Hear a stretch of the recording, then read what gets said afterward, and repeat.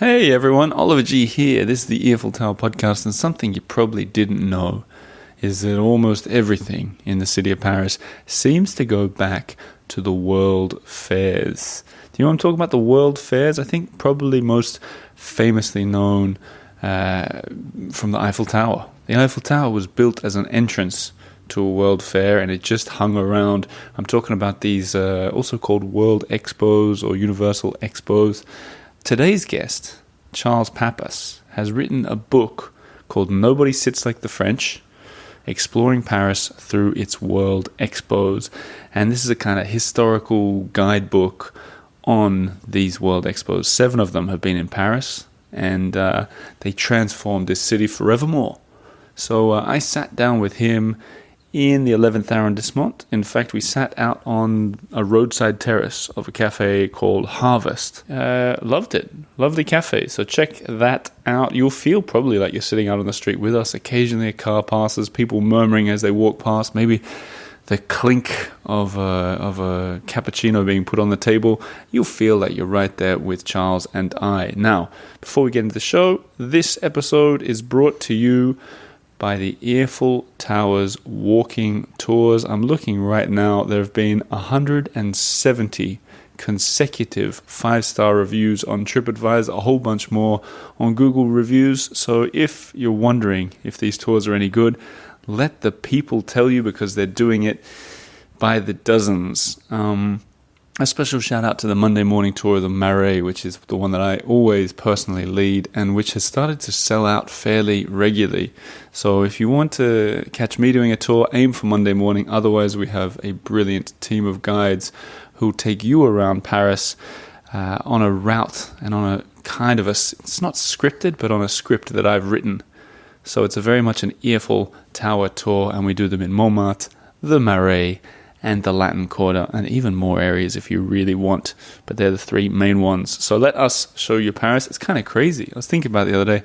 Kind of crazy how many times people are booking walking tours when they have no idea who's going to take you around. You know me. Come and take my tour. Or at least one that I've designed. Now, a little music from Pres Maxson as we head to the 11th arrondissement to talk about the World Expos of Paris. See you again at the end of the episode for a quick message from one of the listeners. Let's do it.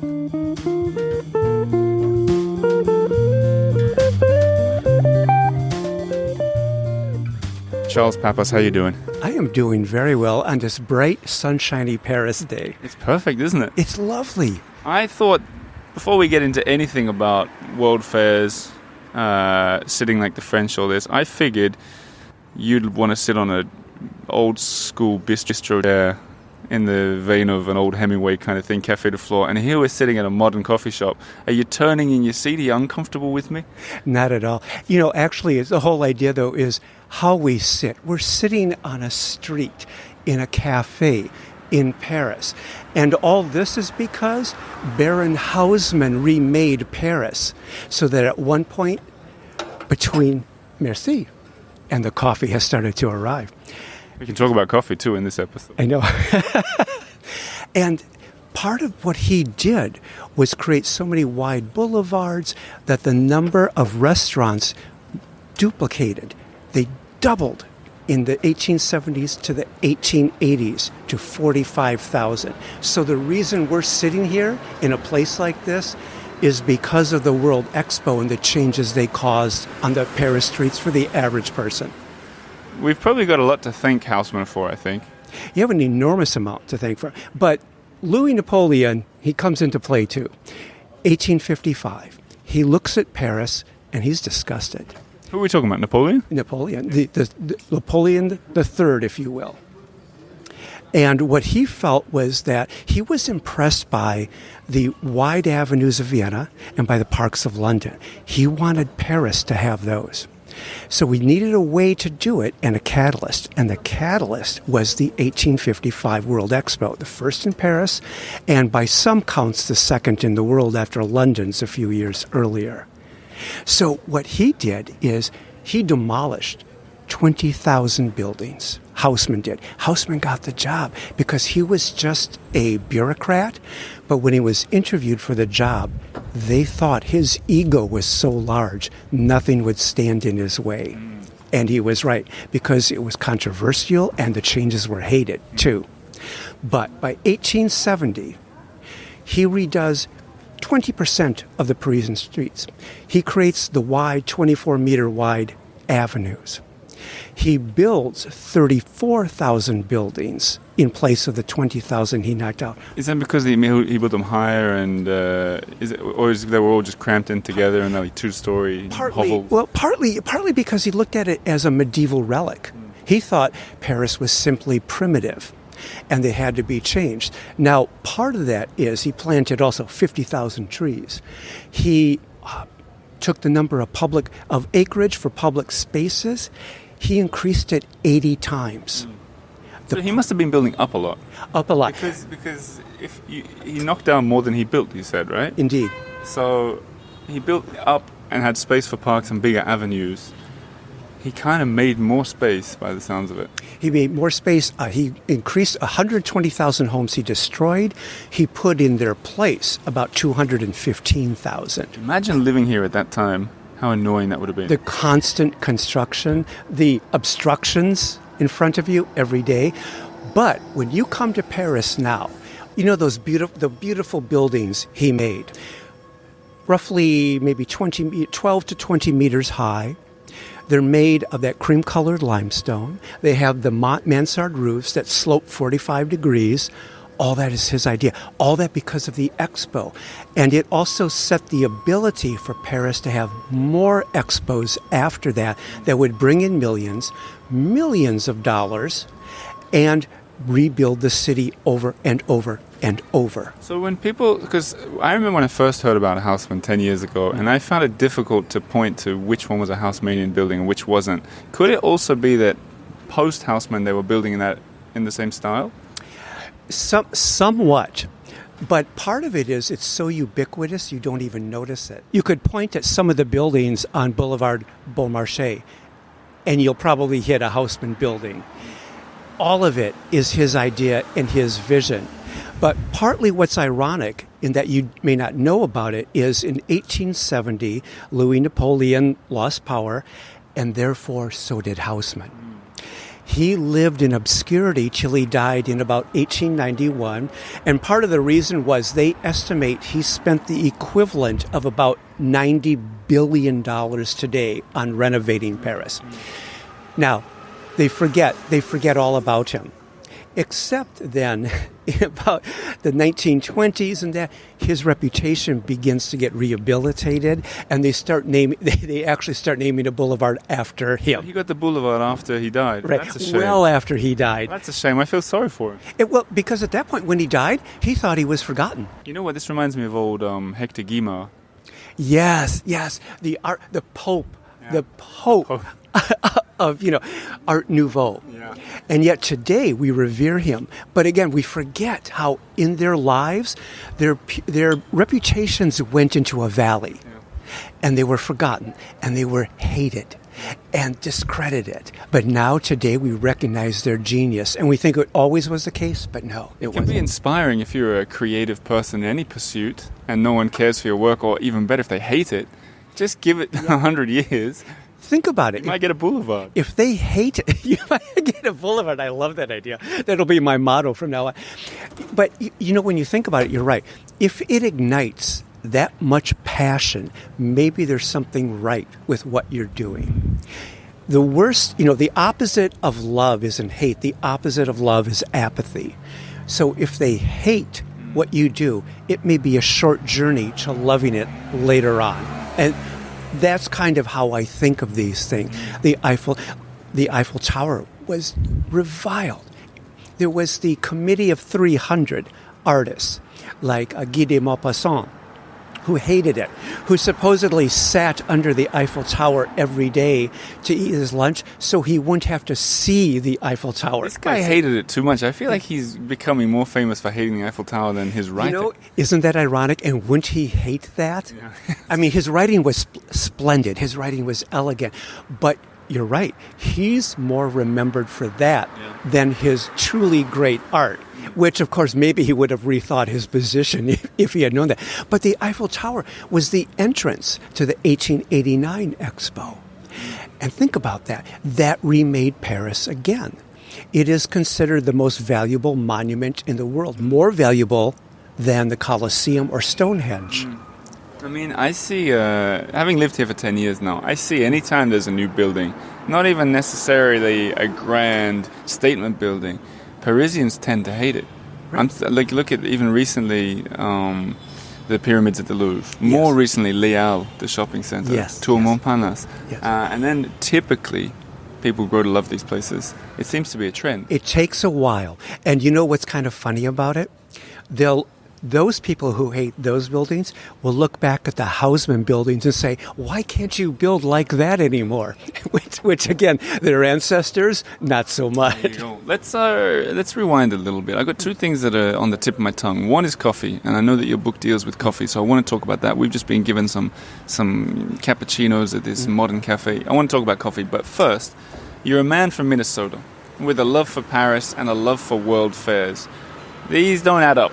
For me. No, they don't. This isn't. This is curious. It's a circuitous route to that. Isn't it always? But it begins when I was 9 years old, and my father drove us halfway across America to see the New York World's Fair. Mm-hmm. That imprinted itself on. What year was this? 1965. Okay, wow. Yeah. I'm ancient now. I'm almost a septuagenarian. Wow. Okay. But that imprinted itself on me, and today. I can see it in my head. The moment we talk about this, I see it in my head as if it were yesterday. My experiences as if it were yesterday. And as magnificent as it was, though, I didn't get a chance to incorporate it into my work until 2010.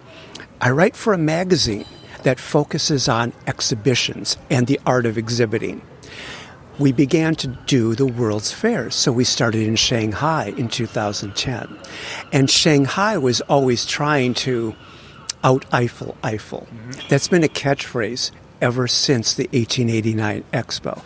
So after that, it was Yeosu, South Korea, then Milan. Then it was Kazakhstan, Dubai. In 2020, the Expo 2020 was magnificent, pure elegance. I just came back from a month in Osaka for that one. Next will be Serbia, and then after that will be Riyadh, Saudi Arabia, who I think are going to try to outdo every expo ever. And again, think about this. The image they always have in mind is, how do you make the same impact the Eiffel Tower and the Expo of 1889 did? How do you do that? It's a bit like the Olympics, isn't it? Very much so. And Paris revived the Olympics in 1900. It was poorly done, and they had sports like live pigeon shooting. Yeah, they had. I think there was painting as well, like ballooning, ballooning. Yeah. And it's funny. It is funny. It's absurd, but on the other hand, it helped revive the Olympics. So you can't complain about that.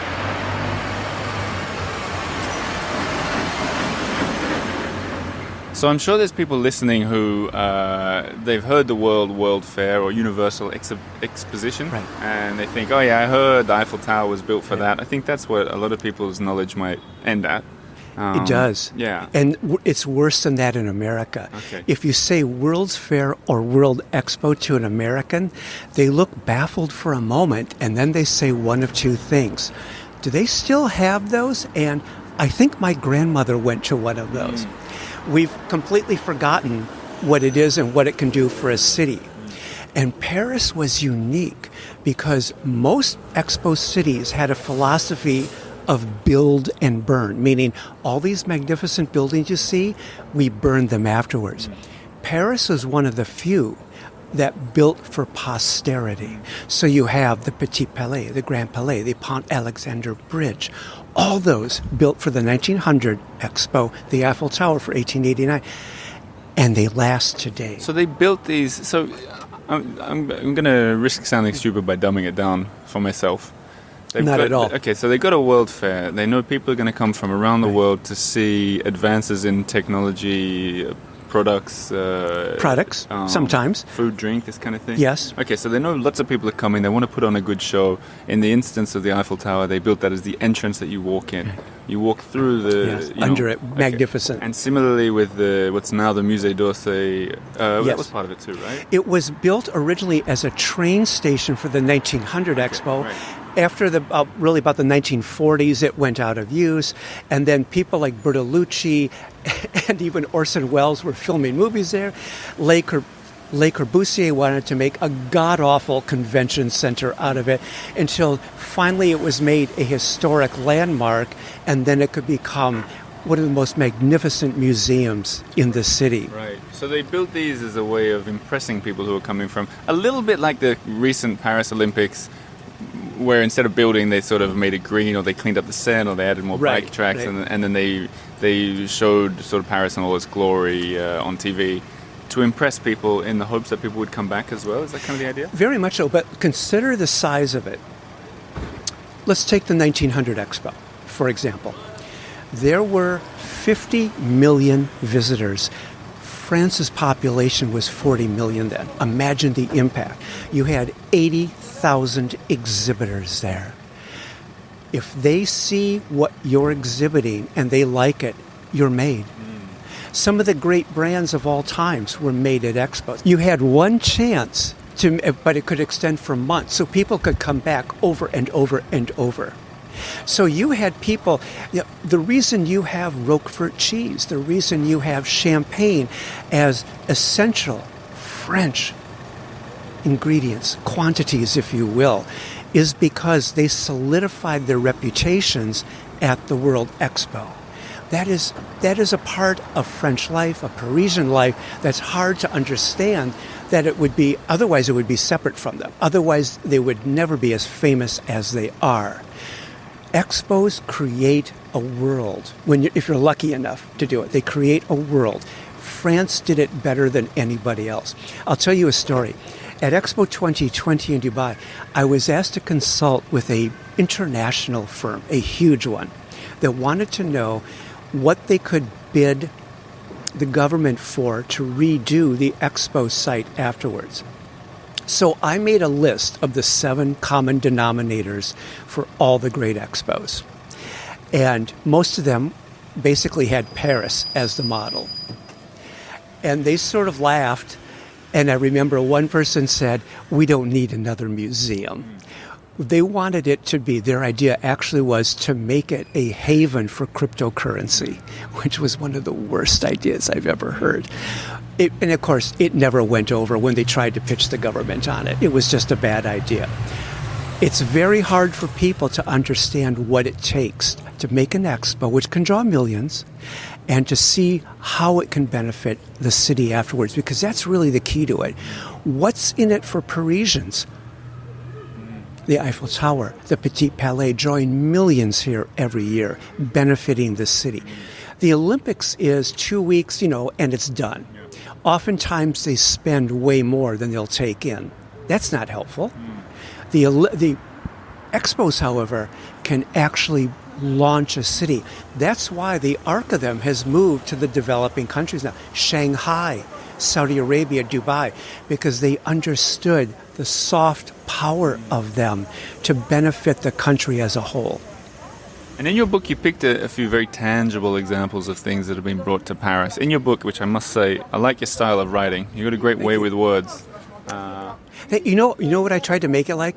How I would talk to you if I were over a cup of coffee or an aperitif.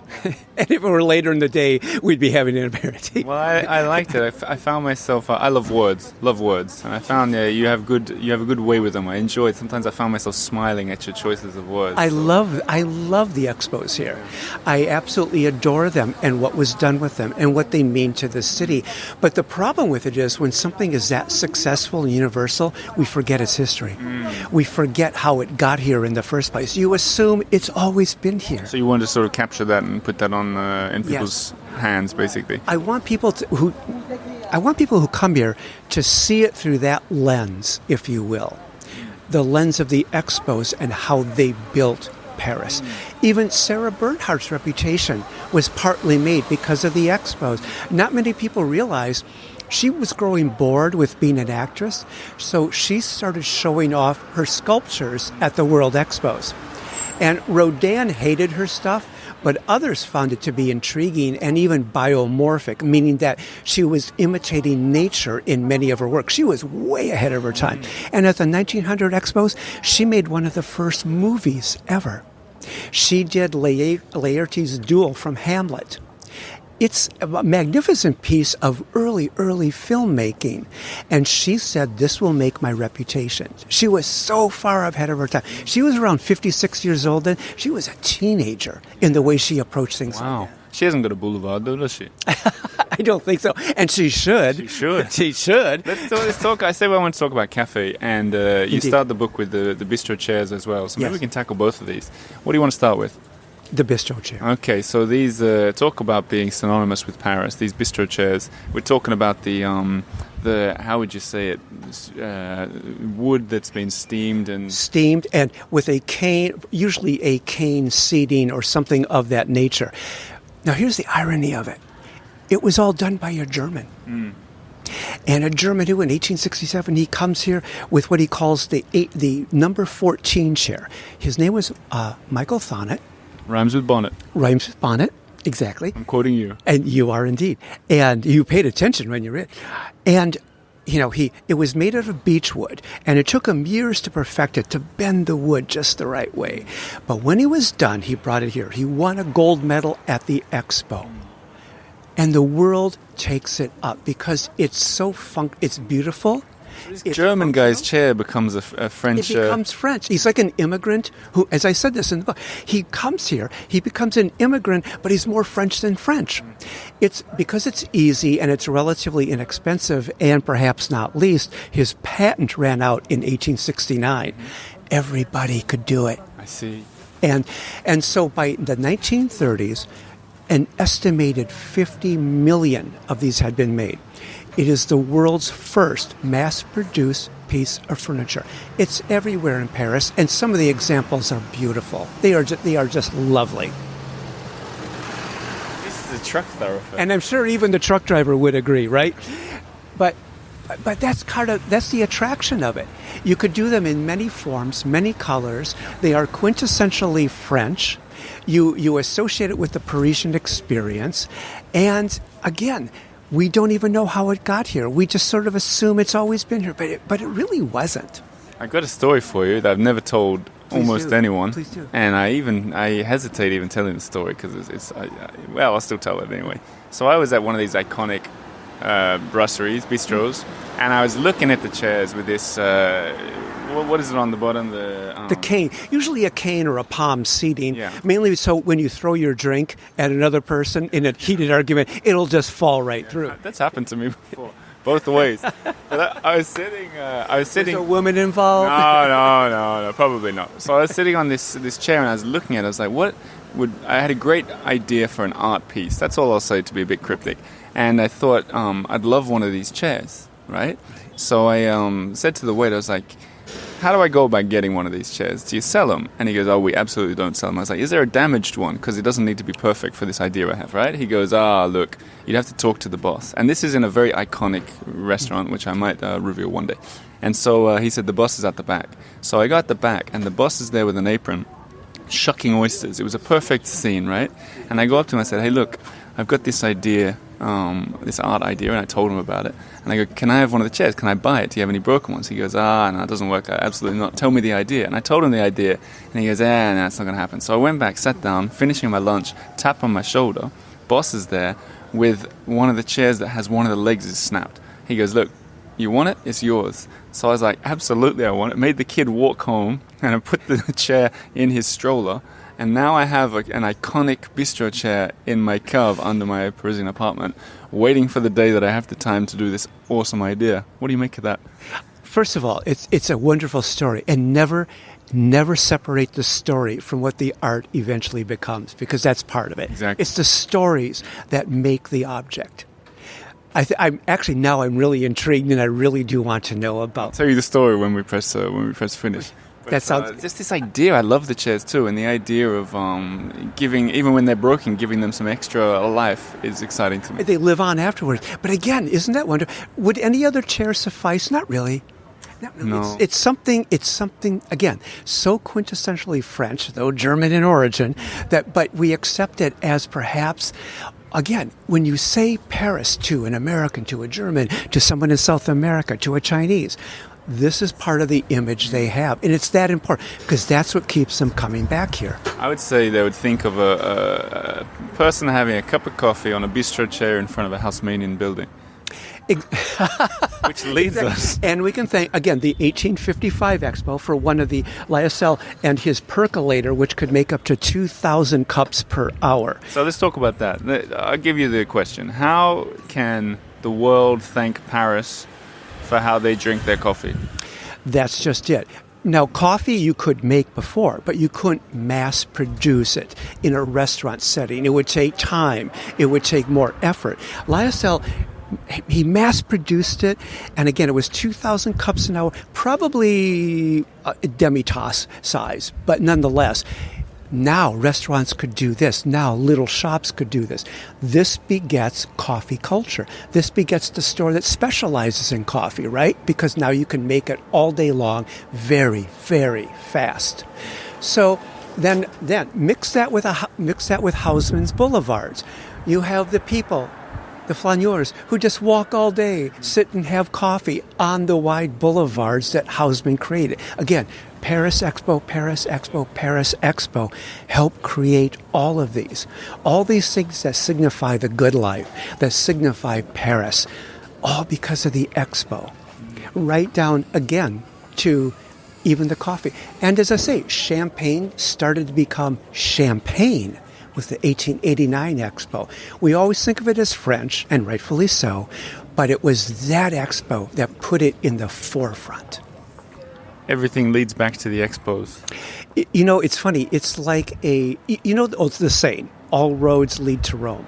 Maybe all roads lead to Expo, because if you look at an object, you look at an invention, very often it debuted at or it hit the so-called tipping point at an Expo.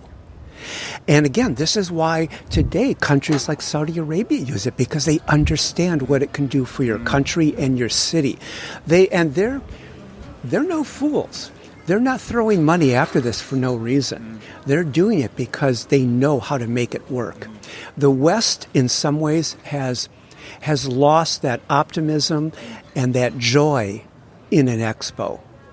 Paris had bid originally for the 2025 Expo, but with the Olympics, they decided... that would have been hectic. It would have been hectic. But they decided, and possibly rightfully, that it was too much, because you would have to do a lot of infrastructure repair, and that costs money. Citizens may not like that, and again, the obstructions when you're going to work, that could be a negative. Places like Dubai, when they won the rights to do the Expo, the community was all in on that. You could feel the civic pride when you're there. They really meant it. They really wanted it. It's harder in the West to get that unanimous opinion. Paris wouldn't have civic pride. Difficult. It's they difficult. Didn't with the. Originally with the Olympics, I think people were excited, and then there was a general grumpiness. There's a cynicism. Yeah. And that's.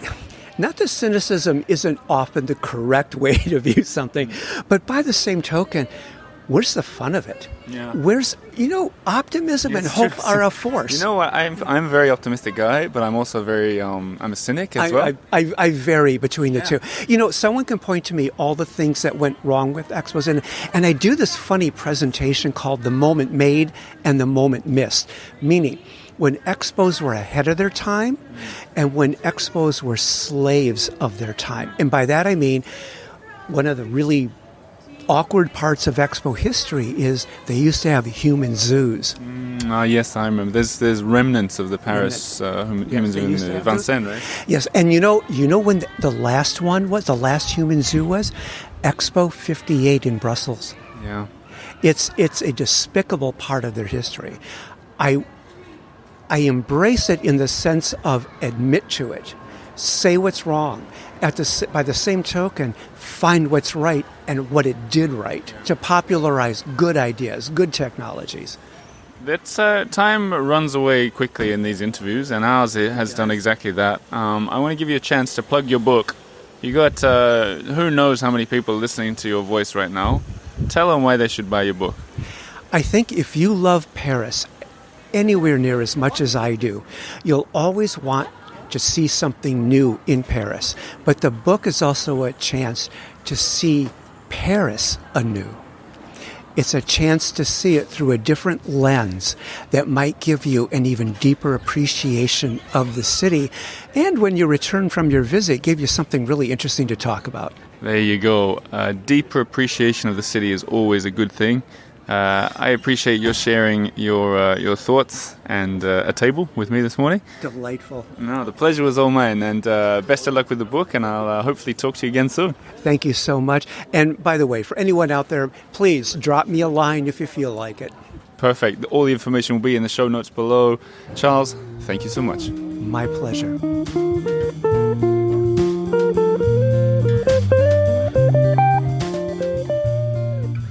So there you have it. I met someone once on one of my walking tours or anything, and they said to me, "So there you have it," as if it was like my catchphrase. I didn't even realize that I said it, but I think I do say it at the end of every episode. But there you go. There you have it indeed. Charles Pappas, Mr. World Fair, and his book is Nobody Sits Like the French, Exploring Paris Through Its World Expos. Now, I did say that I'd read out a bit of Gmail from someone in the listener world out there, and this one's from Garth Tuvey, who has a sort of MVP position among listener emails. He's the one that sent me all those years ago, ding, ding, ding, I'm jumping on the Patreon train, and I love that one, and I've met him since, lovely guy. He sends me a message. He says, "Hi Oliver, Sarah and I have just listened to the Famous Streets episodes. I thought I'd shoot you a quick email." I actually know that Garth is Australian. I could do his accent probably. He says, "When Margot started to speak, it was really cool. Firstly, because it was great." No, I won't do an Australian. I am Australian, but firstly, because it was great hearing simple conversational French in real life, but the way you translated / summarized effortlessly between French and English made for great listening, and it was something we would love to hear more of. Any chance you'd consider doing more interviews like this? P.S. We loved the episode with your son too. What a little dude. Anyway, thanks for the podcast. We really appreciate your creativity and listen all the time. Warmly from Garth and Sarah Tuvey. Thanks so much, mate. And thanks to everybody who sends in lovely messages like that. Also, thanks to the Patreon supporters, the Substack supporters, and the people who book our walking tours. You guys keep this thing spinning around. I'll be back again next week with another episode. Merci beaucoup and au revoir.